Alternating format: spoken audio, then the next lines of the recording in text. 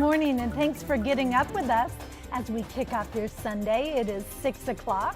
I'm Libby Dowsett alongside Corey Johnson, and we're tracking a little bit of rain in the region. Yeah, we had some move in early this morning, and so we're seeing that active on radar right now. But the good news is it's not going to stick around the entire day. So taking a look at satellite and radar, this is the last several hours leading up to right now. You can see that system moving in off the coast, headed east for us. And so where that rain is sitting currently, this is a look at radar. Currently, you can see the heaviest portions of rainfall are near Portland, Canby, Battleground, Longview, Kelso, where you see these yellow, orange and red patterns. That's typically where the rain is heaviest. So keep that in mind. It will be a rainy start to your morning as a result, and it'll also bring cooler temperatures for us. So what we're seeing right now in mixtures of 50s and 60s, 66 in Pendleton, 55 in Baker City, upper 50s near the coast and along the Willamette Valley. We're not going to make it as high as we did yesterday. Yesterday we topped out at around 79, 80 degrees.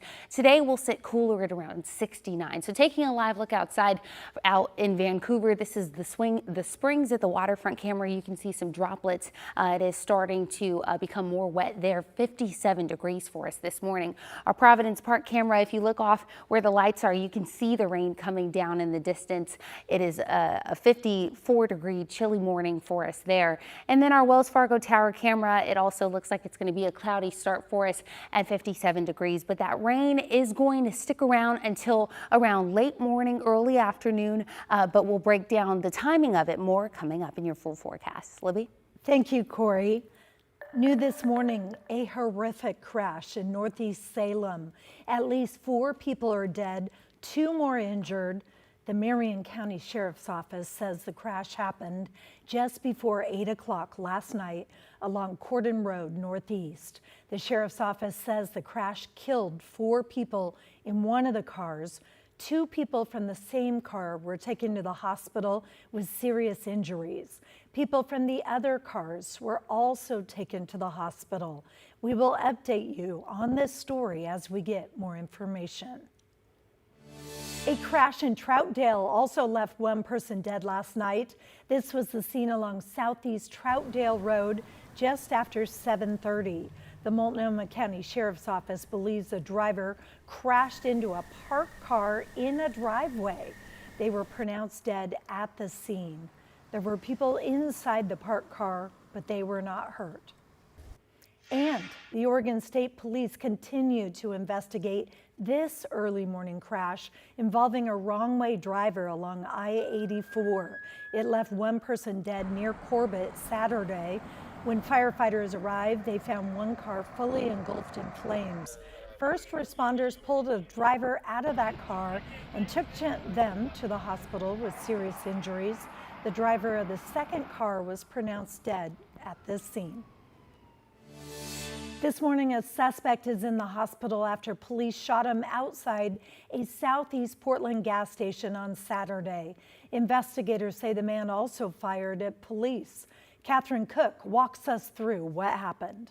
It was pretty crazy, you know. Saturday morning, police shut down Southeast 122nd and Division after a shooting at this gas station involving a suspect and officers. I heard like a lot of gunshots and like people screaming. Around 9:15, police say officers surrounded this Nissan and challenged the man inside. He was a white man with tattoos. He wouldn't get out, and then when he did open the door, he had a gun in his hand. During that stop, there was an exchange of gunfire. Sergeant Kevin Allen says no officers were hurt, but the suspect was hit.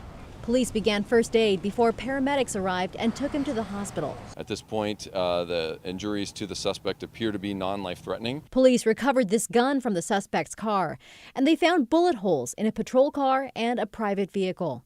They also interviewed a woman they say was in the suspect's car at the time, describing her as a witness. Police tell us this whole thing started here at a different gas station on Southeast 84th and Foster.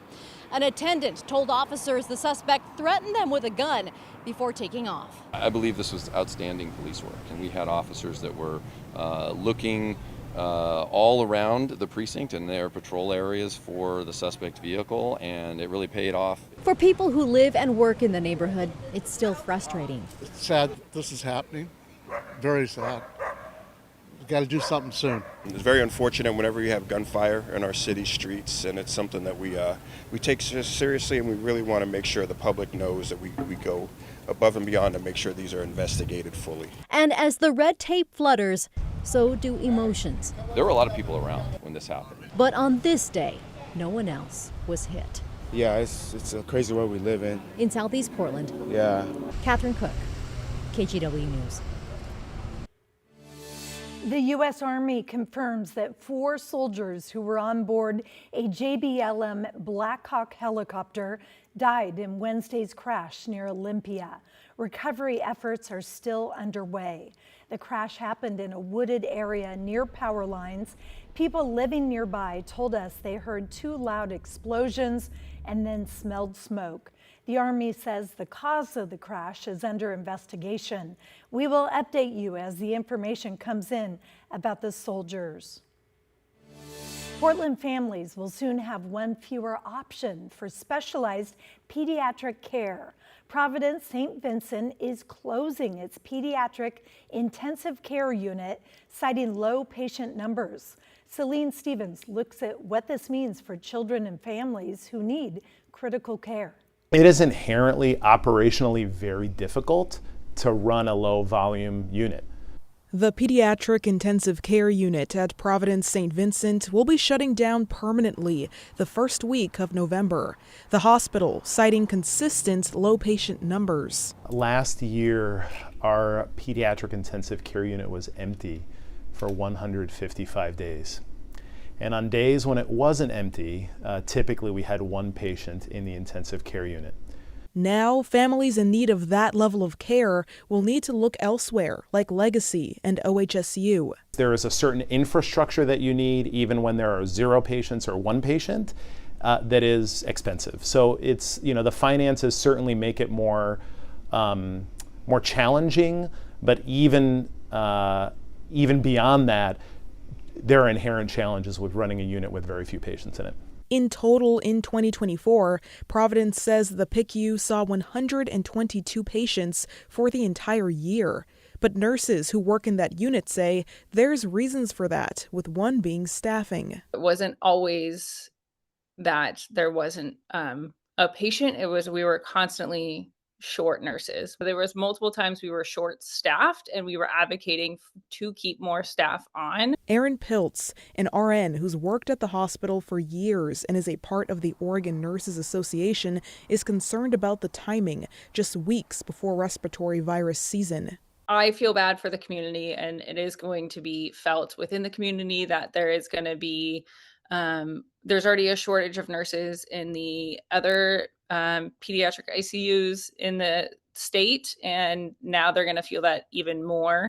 Providence says it has a plan, and this is the best decision. In advance of this announcement, I had a chance to connect with senior leaders at both Dornbecker OHSU and at Randall Legacy to let them know about our plans. I did that in August. Everyone in healthcare now is being really thoughtful about where they, where they spend the limited resources that they have, and we're no different in that way. And this does not impact the NICU or other forms of pediatric care at the hospital. Again, the Pediatric Intensive Care Unit will officially close the first week of November.